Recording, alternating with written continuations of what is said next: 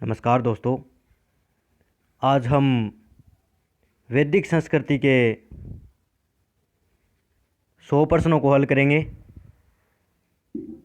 ये 100 प्रश्न हम 4 भागों में हल करेंगे। तो आज 1 से 25 नंबर तक प्रश्नों को हम हल करेंगे। तो शुरू करते हैं प्रश्न नंबर 1 से।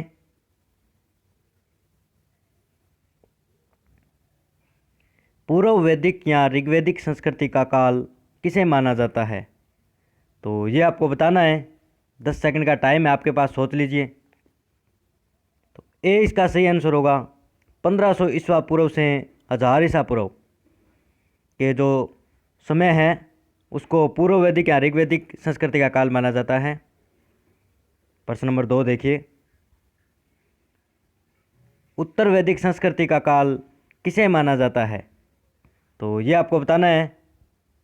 जो वैदिक संस्कृति थी उसका समय तो 1500 से 1000 ईसा पूर्व था। तो उत्तर वैदिक जो काल है उसका 1000 से 600 ईसा पूर्व माना जाता है। बी इसका सही आंसर होगा। और अगर कंप्लीट वैदिक सभ्यता का काल आपको पूछ ले तो ये 1500 ईसा पूर्व से 600 ईसा पूर्व तक था। 600 ईस्वी पूर्व तक माना जाता है। क्वेश्चन नंबर 3 देखिए। आर्य शब्द का शाब्दिक अर्थ है। तो आर्य शब्द का क्या शाब्दिक अर्थ है ये आपको बताना है। तो बी इसका सही आंसर होगा श्रेष्ठ या कुलीन। क्वेश्चन नंबर 4 देखिए। प्रारंभिक आर्यों के बारे में निम्न कथनों में से कौन सा कथन सत्य नहीं है? यह आपको बताना है। सत्य नहीं है उस कथन का आपको चुनाव करना है। तो वे संस्कृत भाषा बोलने वाले थे, सही है, वो संस्कृत ही बोलते थे। वे घुड़सवारी किया करते थे, सही है। वे कई झुंडों में भारत पहुँचे, ये भी सही है। वे मुख्यतः नगरों में निवास करते थे, नहीं, वो नगरों में निवास नहीं करते थे, वो तो गाँवों में निवास करते थे। तो डी इसका आंसर होगा। क्वेश्चन नंबर 5 देखिए। इनमें से किस फसल का ज्ञान वैदिक काल के लोगों को नहीं था? तो ये आपको बताना है किस फसल का ज्ञान नहीं था उनको। तो जौ का भी था, गेहूं का भी था, चावल का भी था, तम्बाकू का नहीं था। तो डी इसका आंसर होगा। क्वेश्चन नंबर 6 देखिए। उत्तर वैदिक काल के वेद विरोधी और ब्राह्मण विरोधी धार्मिक अध्यापकों को किस नाम से जाना जाता था? क्वेश्चन थोड़ा बड़ा है तो आप देख लीजिए। यजमान के नाम से जाना जाता था, श्रवण, अर्थवन या फिर श्रेष्ठ इनके नाम से जाना जाता था। तो ये आपको बताना है भी किस नाम से जाना जाता था। तो इन्हें श्रवण नाम से जाना जाता था, श्रवण। बी इसका सही आंसर होगा। क्वेश्चन नंबर 7 देखिए। वैदिक गणित का महत्वपूर्ण अंग है। तो ये आपको बताना है भाई इसका अंग कौन सा है। तो सुलभ सूत्र इसका अंग है। क्वेश्चन नंबर 8 देखिए। किस वेद में प्राचीन वैदिक युग की संस्कृति के बारे में सूचना दी गई है? तो ये आपको बताना है। तो ऋग्वेद इसका सही आंसर होगा। ऋग्वेद में है वो प्राचीन वैदिक युग के संस्कृति की सूचना दी गई है। क्वेश्चन नंबर 9 देखिए। उत्तर वैदिक काल में लिखे गए ग्रंथों का सही क्रम कौन सा है? तो ये आपको क्रम से बताना है, आपको कौन सा सही क्रम है इसका। तो वेद, ब्राह्मण, आरण्यक, उपनिषद, ए इसका सही आंसर होगा। ये इसका सही क्रम है। क्वेश्चन नंबर 10 देखिए। वेदों की संख्या कितनी है? तो ये आपको बताना है वेदों की संख्या है वो कितनी है। तो वेद है वो 4 है भाई। ऋग्वेद, यजुर्वेद, सामवेद और अथर्ववेद। क्वेश्चन नंबर 11 देखिए। सॉरी, टाइपिंग से 11 नंबर क्वेश्चन रह गया। 12 नंबर देखिए।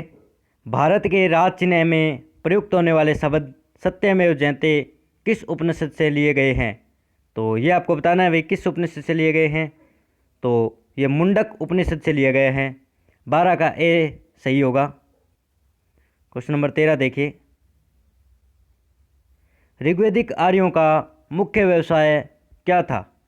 तो ये आपको बताना है भाई इनका मुख्य व्यवसाय क्या था।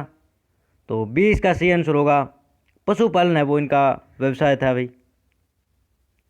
क्वेश्चन नंबर 14 देखिए, भारतीय संगीत का आदि ग्रंथ कहा जाता है?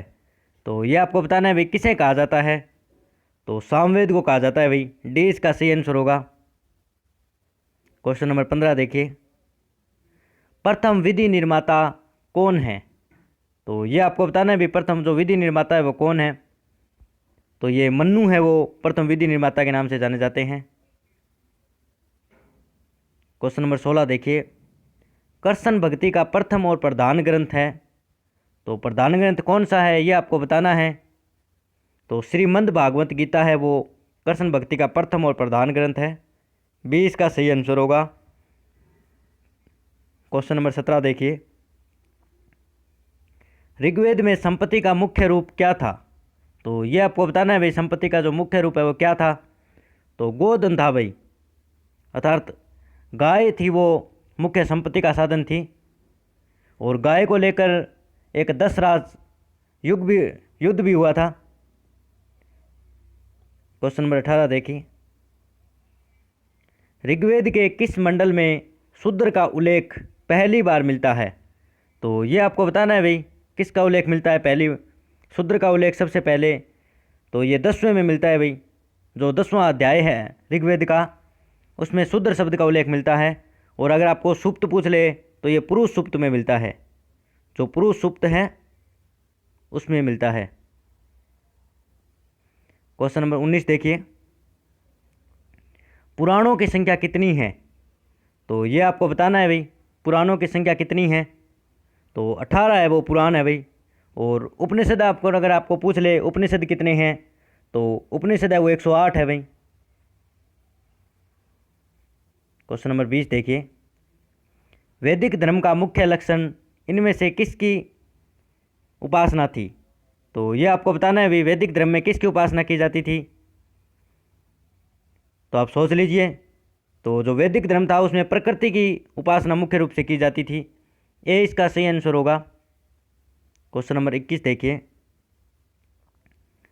सुलभ सूत्र किस विषय से संबंधित पुस्तक है? तो ये आपको बताना है भाई किस विषय से संबंधित ये पुस्तक है। तो ये ज्यामिति से संबंधित पुस्तक है भाई, ये इसका सही आंसर होगा। क्वेश्चन नंबर 23 देखिए, अस्तोमा सदगम्य, तमसोमा ज्योतिर्गम्य, मर्त्योमा अमृतगम्य कहाँ से लिया गया? तो ये आपको बताना है भाई। तो ये उपनिषद से लिया गया है भाई, ये इसका सही आंसर होगा। क्वेश्चन नंबर 24 देखिए, आर्य भारत में बाहर से आए और सर्वप्रथम बसे थे। तो किस स्थान पर बसे थे ये आपको बताना है भाई। तो ये पंजाब में बसे थे भाई सबसे पहले आर्य आके, सी इसका सही आंसर होगा। क्वेश्चन नंबर 25 देखिए, वेदों को अपौरुषेय क्यों कहा जाता है? तो ये आपको बताना है भाई अपौरुषेय क्यों कहा जाता है। क्योंकि वेदों की रचना देवताओं के द्वारा की गई थी, क्योंकि वेदों की रचना पुरुषों द्वारा की गई है, क्योंकि वेदों की रचना ऋषियों द्वारा की गई है, और इनमें से कोई नहीं। तो ये इसका सही आंसर होगा भाई, क्योंकि वेदों की रचना है वो देवताओं द्वारा की गई है, इस कारण इसे अपौरुषेय कहा जाता है। तो आज हमने 1 से 25 तक प्रश्नों को हल किया है। इससे अगले वीडियो में हम 25 से 50 तक और इसी तरह ये श्रृंखला जारी रहेगी, और हम वैदिक संस्कृति के 100 प्रश्नों को हल करेंगे। तो आप इस वीडियो को ज़रूरतमंद तक शेयर ज़रूर करें, जिससे कि सभी को इसका फ़ायदा पहुंच सके।